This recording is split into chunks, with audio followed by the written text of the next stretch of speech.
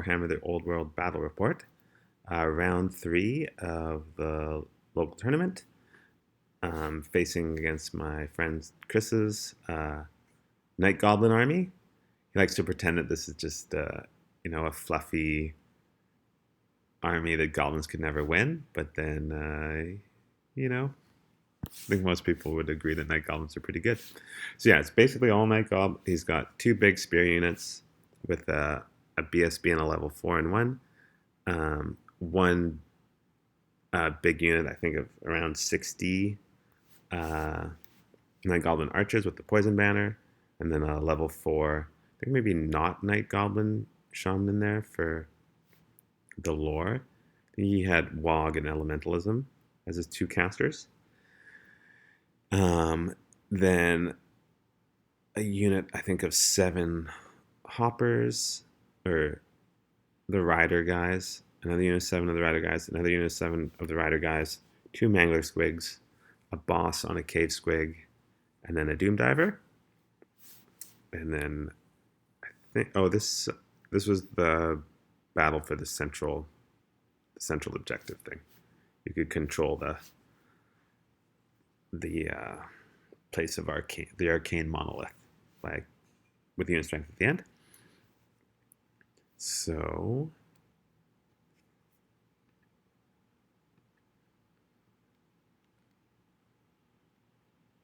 let's just duplicate picture. So we'll see if I remember to take pictures for all the turns. So I got first turn. I don't know if that guy died or just fell over, but I did kill off the unit here with my, I guess, I don't know how I did that. Some shooting and magic, I guess. I think maybe I could just draw a line of sight from the wizard.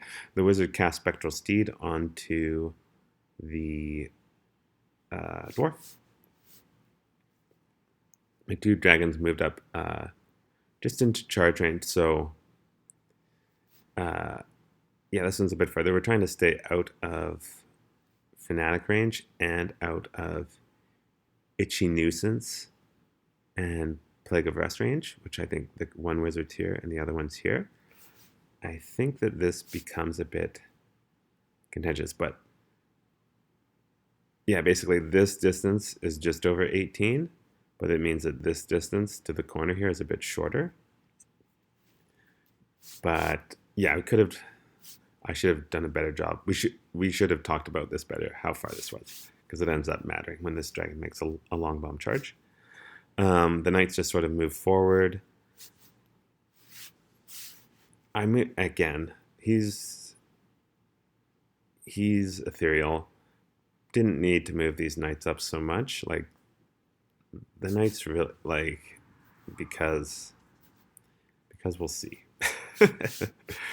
So they get because they moved closer, they get the Itchy Nuisance and the Plague of Rust on them, and then the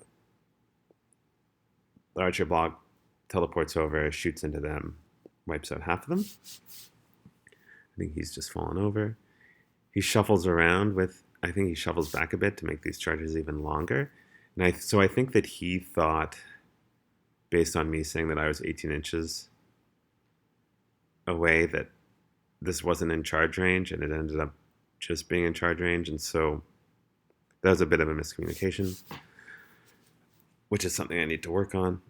I think these guys rolled super far. These guys not so far. Anyways, he did have a little unit of Squig here too. Some things hop around.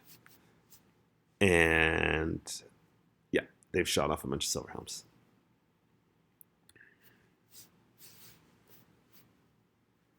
That's just, so start of my turn, he releases some Fanatics. So releases Fanatics here, some pop out the corner here, and I guess one's there.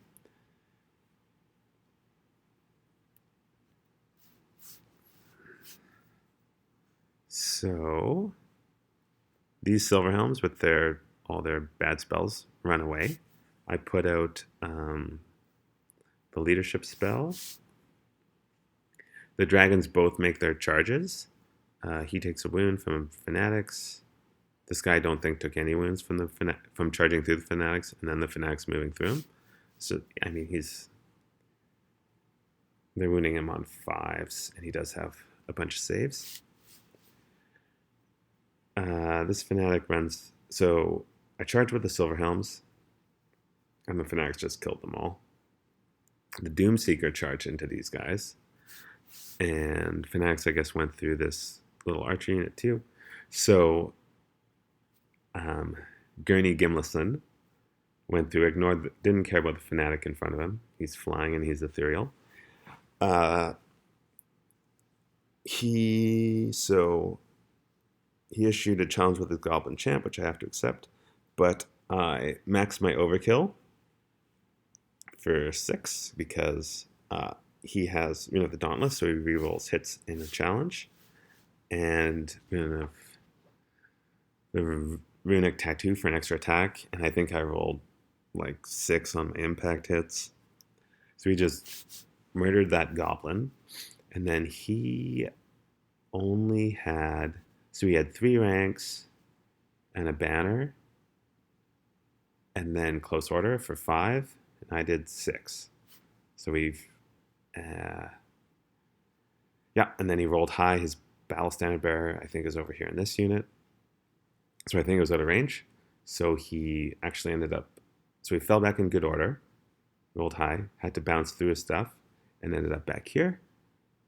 I think he fell back in good order and didn't flee, but I'm not sure. Anyways, and then my short little dwarf legs couldn't catch up, so I got stuck here. But that was, I mean, we probably should have just, statistically, I was lucky to do all 6 wounds, and then normally he would just give ground, which I wouldn't have been, actually probably would have been happier with. I'm very happy if he stays tied up with those guys and they don't shoot for the rest of the game as I slowly chop through goblins. I mean, because then the next turn I could have issued a challenge against his level 4, and it also would have meant that I was safer from his character over here who has the one-hit Wanda, which I don't want to have to fight. So yeah, these combat, the goblins just end up giving ground a little bit. So then on his turn, we'll start over on this side. Was there anything there? This Mangler Swig moved up. The cave boss charged Gurney Gimlison. Initially failed to kill him, left him, just did 1 wound, so left him on 1 wound. And then I remembered that I had hatred against orcs and goblins, so he remembered that he should have had hatred against dwarves. So he rerolled his 1 attack that missed, hit, wounded, and then killed him.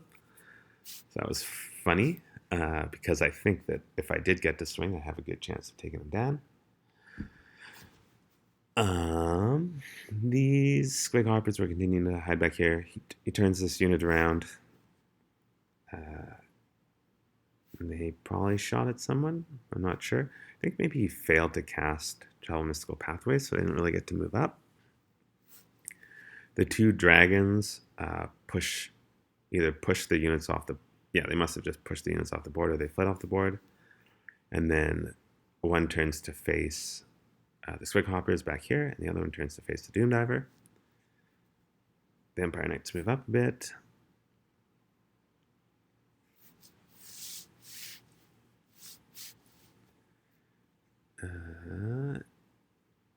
Yeah, my wizard, I think, took a Vindictive Blare at some point.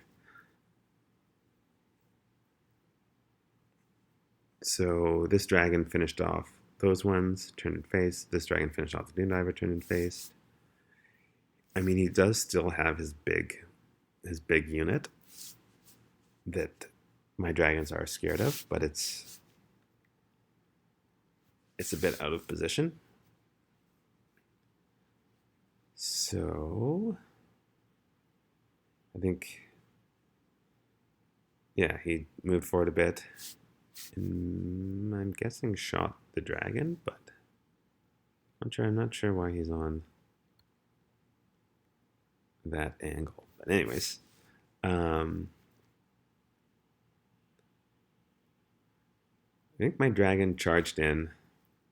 He did a wound on the stand and shoot, so that would have been pretty poor rolling. And then I gave ground. I was forced to give ground, so I backed up 2 inches.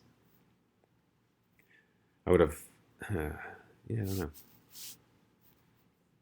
Or maybe that was the charge. That would make more sense. I can't remember. Anyways, this dragon did make one charge in, took some shots from the stand and shoot. Oh, because he wouldn't have had very many. That's what happened. So sorry. Not many of these guys actually had line of sight, so I just took a single wound on the stand and shoot. I went in, maybe. I think he refused the challenge with his wizard. Is that what would have happened? I can't remember. Anyways, what happens next turn is the dragon's standing right in front of the unit. You then all get to shoot at him because he's a large target with poison. He maybe cast Itchy Nuisance and Plague of Rust, and the dragon was killed. But I moved my unit of knights to hold the objective.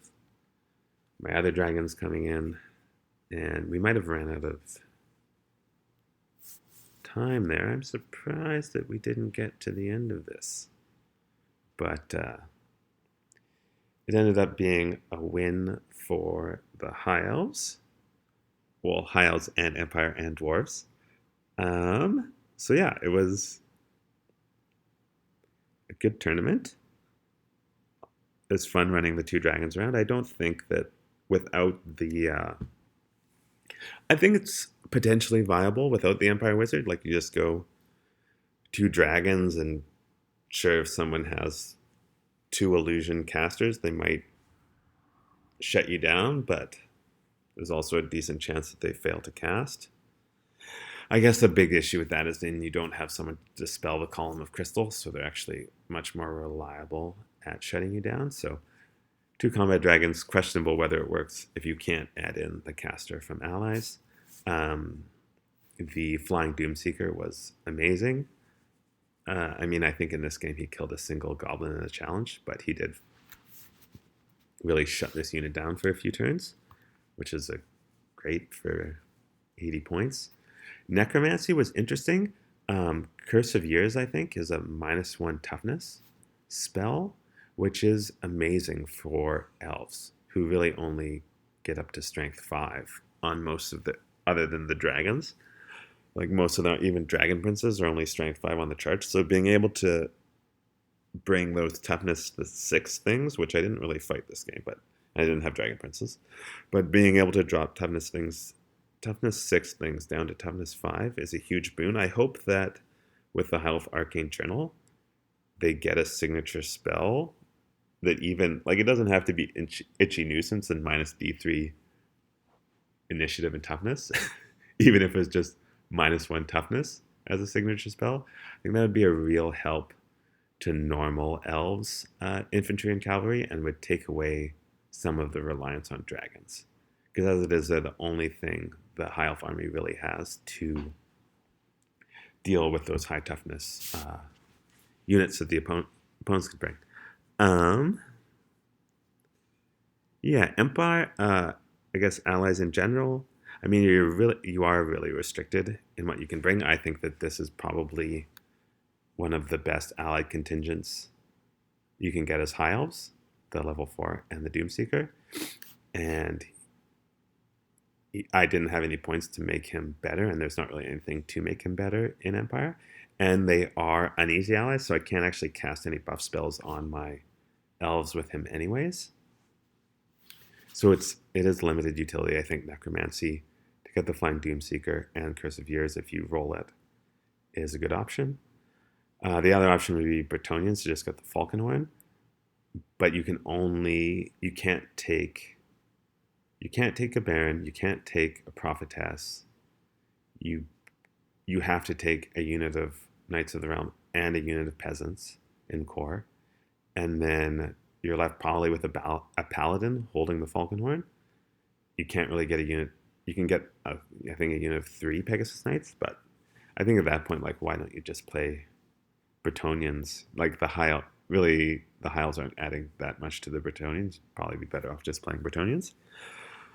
So yeah, I think no one else at the tournament took advantage of the ability to bring allies because I think they're just not very popular right now. But I wanted to try it out, and I think it went. Yeah, I mean, it's too good. Probably double dragons in a level 4 is too good and shouldn't be allowed. But yeah, thanks for watching, and hopefully catch you on the next one. Thank you very much. Bye.